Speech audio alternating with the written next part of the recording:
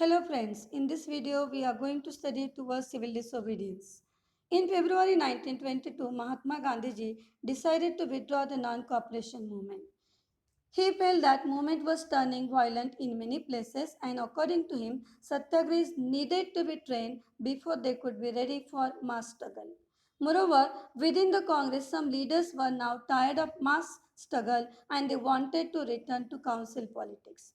So within Indian National Congress, leaders like C.R. Das and Motilal Nehru formed Swaraj Party. They wanted therefore to return for council politics. But younger leaders like Jawaharlal Nehru and Subhash Chandra Bose pressed for more radical mass agitation and full independence.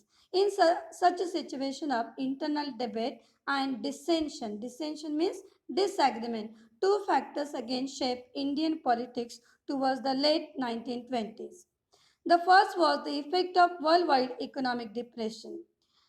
International market demand for agricultural goods collapsed and due to which countryside agricultural goods fell and exports declined. Peasants therefore found it difficult to sell their harvest and pay their revenue. By 1930, therefore, in countryside in our country was in a state of turmoil or in a complete disorder. Against this background, the new Tory government in Britain constituted a statutory commission. Statutory means fixed by law. Under Sir John Simon, this commission was set up in response to the nationalist movement. The main aim of this commission was to look into the functioning of constitutional system in our country and to suggest changes in it. But the strange thing of this commission was, on this commission, there was not a single Indian member, and therefore Congress, along with Muslim League, decided to greet this commission with the slogan "Go back, Simon" when it arrived in 1928. So when this commission had come, Congress party and Muslim League participated in the demonstration. So in order to pacify angry, agitating Indians, Viceroy Lord Irwin announced in October 1929 a vague offer of dominion status for India in an unspecified future and also a roundtable conference to discuss future constitution. But this did not satisfy the Congress leader and they wanted great some changes in our country. So Pandit Jawaharlal Nehru and Subhash Chandra Bose became more assertive for their demand of full independence. Liberals and moderates who were proposing a constitutional system within the framework of British dominion gradually lost their influence in Indian politics. In December 1929, under the presidency of Jawaharlal Nehru, the Lahore Congress formalized demand of Purna Swaraj or full independence for India. So in this Congress session, it was declared that 26 January 1930 would be celebrated as Independence Day, when people were to take a pledge to struggle for complete independence. But this program attracted little attention of people and therefore Mahatma Gandhi had to find a way to relate this abstract idea of freedom to more concrete issue of everyday life.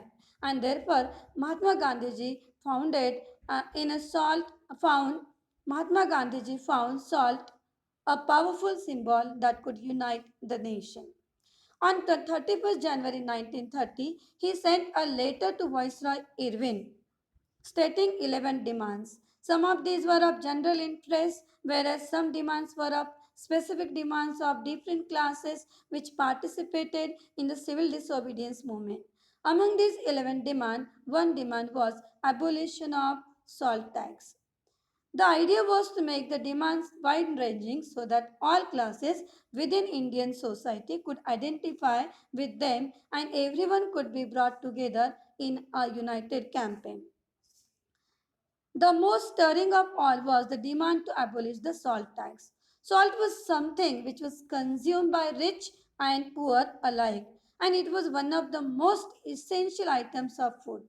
So the tax on salt and government monopoly over its production, Mahatma Gandhi declared, revealed the most oppressive face of British rule. Mahatma Gandhi's letter was, in a way, an ultimatum if the demand were not fulfilled by 11th March, the letter stated Congress would launch a civil disobedience campaign. But Irwin was unwilling to negotiate with this. So Mahatma Gandhi started his famous salt march accompanied by 78 of his trusted volunteers. The march was over 240 miles from Gandhiji's ashram in Sabarmati to the Gujarati coastal town of Dandi. Volunteers walked for 24 days, about 10 miles a day. Thousands came to hear Mahatma Gandhiji, and wherever he stopped, and Gandhiji told them what he meant by Swaraj and also urged them to peacefully break the oppressive rule of British. On 6th of April, he reached Dandi and ceremonially violated the law manufacturing salt by boiling seawater. So this is how the abolition of salt tax marked the beginning of civil disobedience movement. We'll see the difference between non-cooperation and civil disobedience movement, how each uh, people who participated, each person who participated in this movement, how they interpret the meaning of non-cooperation movement and civil disobedience movement in the next video.